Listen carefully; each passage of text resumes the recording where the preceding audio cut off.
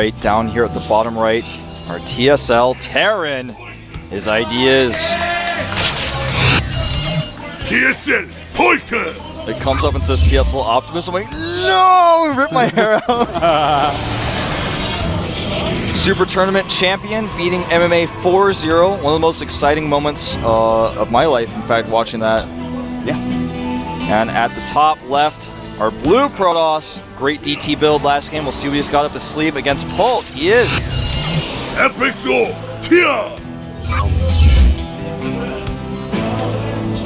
Man, I was freaking out over that, like, Atlanta spaceship choice. Yeah. With Pult.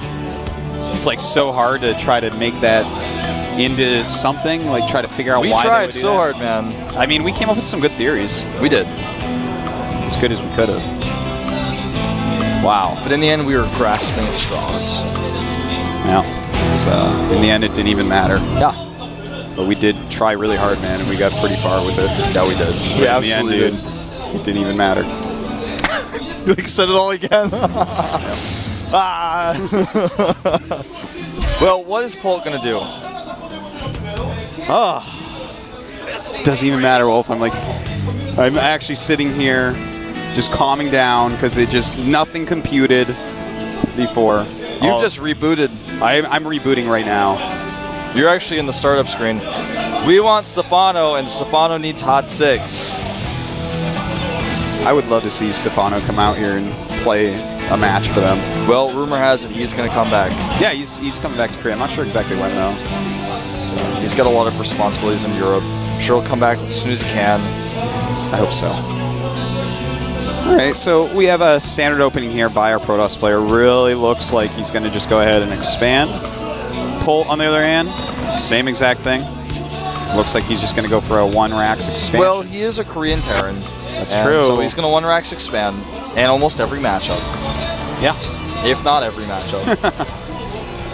Yeah, very likely with him. He's the best. That's true. He's not the best. Well, he's one of the best. Yes. But he's not the best, the player. One day there will be a clan called the Best.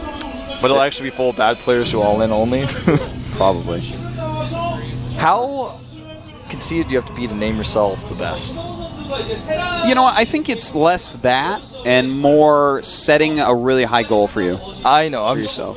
Yeah, of course that's really. I mean, nobody makes fun of MVP for naming himself MVP. Nobody makes fun of Genius for naming himself Genius. Yeah, that's true. I don't know. I like to make fun of everyone for everything, though. For instance, Proxy Wolf. I'm like, do you like to, Two Wolf Proxy, or? That was going to be my second choice. Two Wolf Proxy? Yeah. Two Wolves in the base? The pylon on the low ground, or no, what? man. Two Wolf Proxy under your bed. Under your bed? Under your bed, man. Wow, that's really scary. I would hate to have two wolves under my bed. Luckily, there's nothing under my bed, just wood that goes to the ground. I actually don't have a bed. I'm sorry, man. Well, really sad. This Stalker is going to put some pressure on here. This is basically what you see in every matchup, or every TVP. You see the 1-Rax expand. We see that Pult has taken his second gas a little bit late. Yeah, that's a little bit later than normal. We see from Tier kind of a weird way of making the Robo. Normally you see either 2 additional gates added than the Robo, or Robo and then 2 gates. Okay, so he is going to make the second gate. I was like, he's going to go 1 gate and then Robo, and then not make a 3rd gate at all. So that wouldn't make sense. He's still doing it a little bit strangely, though, in the order he's chosen. Did he go gate, Robo gate after the gate? Yes. He went gate, Nexus, gate, Robo gate. Yeah, that's weird. That is really weird. Doesn't make actually a gigantic difference, but, that's just not the way that people have basically mapped it out so far to work correctly. He's not followed the proper protocol here. I like to see new things, though, and see how they can change everything. Yeah, I do as well. That's one of the most exciting parts of StarCraft, is seeing something new. Yes, definitely. It's cool to see builds that have almost been perfectly figured out being executed well. And that's what we've been seeing for the most part recently, but anything new is cool. And he's actually going up to a very fast Twilight Council here as well. Before taking double gases even. Wouldn't that be interesting if, hold on, this quick Twilight, the double gas right there, this looks like Squirtle's build right now, the DT drop. Yes. So far, it's pretty similar. It's pretty darn similar, getting those extra gases that quick, and But that forge is a little bit quicker than normal, Yeah, so that leads me to believe it's not the DT drop. I think it's actually just going to be him getting like +1 armor and charge. Yeah, you can't get the. He may actually do. Do you remember the build, the very fast armor Guardian Shield charge build? Sometimes with Archons, sometimes without Archons. That you could do as kind of an all-in. Yeah. We saw, who was it in Code S do this build? No, it was actually Genius? Oh wait, are we talking about the match we saw just recently, and it was Startail against in a social, I believe, and we saw Parting do this. It was either Parting. Oh yeah, it was Parting against it was Sculpt, wasn't it? Sculpt, yeah. Yes. Okay, so Sculpt scouted I was like, I know that something like this happened recently. I had to put all the pieces together. It wasn't Slayer's puzzle, but I have solved the puzzle. And we may see exactly this, man. He's adding 3 gates right now. Yeah, and he's going really quickly about this. Now, will we see a Templar Archives go down? Because you need to do that to spend your gas with this build. And this type of style is actually very good against Polt, because Polt, you kind of know what Polt's doing because he's so solid and so good at it. He's going to, make his Marines and Marauders get Medivacs and Stim and Combat Shields. He's going to move out, and he's going to start pushing you and pressuring you. And if you have a lot of charge lots with +1 armor, and you're going right into High Templars, you're actually going to hold it pretty easily. And there you go, more gates. Yeah, he's doing it for sure. He's going to hit this. Sometimes you hit this with just +1 armor with Guardian Shield, but sometimes +2 as well. It's only 7 gates. And with 7 gates, it actually lends itself to being an expansion. If it goes up to 8 gates, it's more often going to be the all-in. So actually, I wouldn't be surprised if we see him actually just take a third and try to spread everything out just right to live. You know what's weird, though, to me about this is if you're going to expand, I think charge is less valuable than blink. I would agree with you, and I do agree with you. It's going to be more valuable in stopping attacks. You can do things like keep your stalkers on the edge of your main. They can blink to anywhere they need to be very quickly. Especially on this map. And look, he's warping in at the forward pylon. Yeah. He may just do this as a counterattack while using force fields and his Templar to hold at the front with Storm. Yeah, definitely could be. This is so technical, though. I mean, this is crazy. Yeah, this is a little bit wild. Are those on attack move? No, he's going to stem a few Marines to kill a probe and then not get it. But look at this. He's actually sending these Zealots right into the natural. Wow. There's no answer for this. This is going to deal a ton of damage. Polt's going to have to counterattack. He's hesitating, though. He is hesitating big time. Yeah, he's trying There's to save so many his force SCVs fields and whatnot. And yeah, that's a lot of force fields. Psystorm almost done. I think Tyr can hold this. Well, this is certainly one way to deflect the pressure that we see from Polt that's so well executed. He has so many forces, he can just do this again, and now Storm will be done. He has the Templar out already. More and more SCVs going down. In total, he has killed 17, 18, SCVs 19, 20. This is insane, and Polt right now... Polt is like a deer in the headlights. He doesn't know what to do. He's not even trying to elevate her into the main. Now he's going to try to run up here. This is bad news for him. There's a lot of force fields. As you said, Psystorm is done. He may even want to feed back those Medivacs. He's stimmed so many times needlessly, he hasn't actually committed to an attack. He needs to elevate her or something. He's not doing anything here. He's now lost a total of 22 workers. He's got a third base, but... This is really, really bad for Polt, man. So bad, I cannot even explain.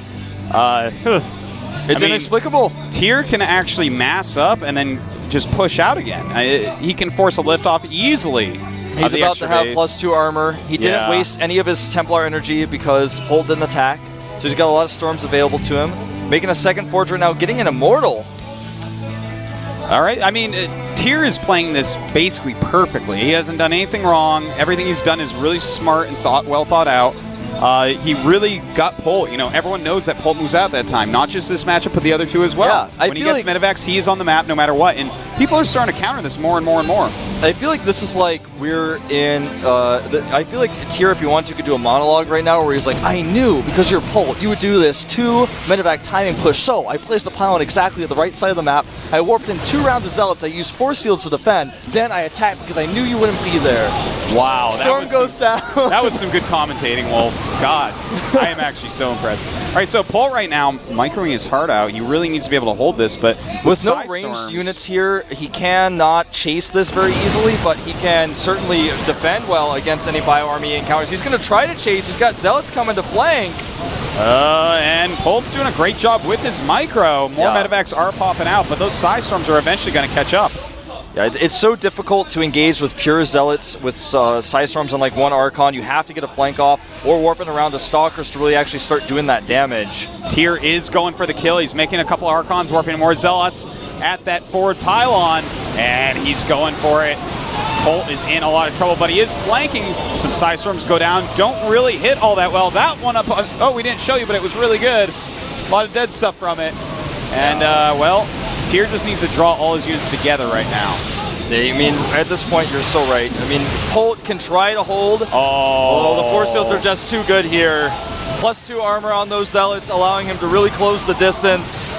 That's right. And every Archon shot is so important. These SCVs are not going to want to fight Archons. Well, I guess they want to, but they shouldn't. They are crazy. They've lost their minds. That was he had to do it, man. He knows that this game is about to end in Tier's favor.